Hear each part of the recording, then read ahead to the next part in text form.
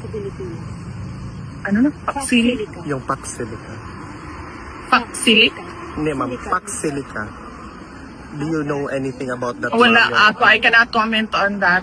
Ang idol, yung mga DDS, ang inyo paborito, ang inyo puon, yung ginasamba-samba, nga si Sarah Lustay, at tong pamangkot na naman sa kung ano daw ang kanya makomento tungkol dyan sa Paxilica, o fax daw, o fax, Paxilica, Sarah, o arapak, yung katalaga dahi. Diba? Alam mo, ito siya, every time naman tinatanong ko siya, no, tinatanong siya, may interview siya, may sagot ba siya, dahil ba lagi wala? Pag tinanong siya tungkol sa bansa natin, yung wala siyang alam, ang alam niya lang kasi puro paninira. Pag siya tinanong, ano masasabi mo kay Bongbong Marcos, ara banata niya dahil mga puro paninira. Pero pag tinanong siya tungkol sa bansa mo, ang gagawin, hindi may masagot niya.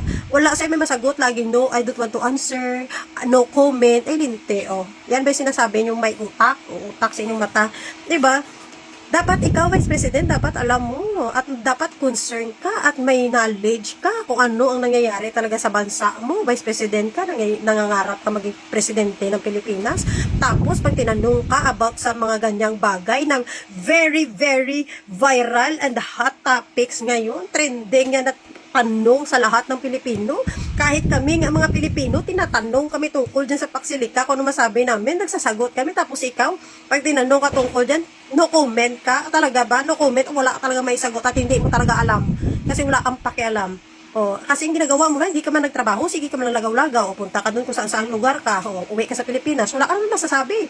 O, ano ba ginawa mo bilang isang vice president? Di ba, wala lang din. O, nananom ka man lang niya, ang alam mo lang niya is mananom ka sang puno, sang kahoy, mo lang na.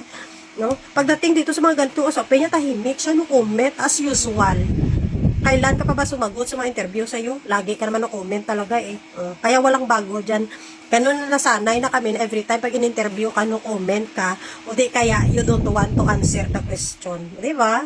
Para idol nyo mga DDS, oh.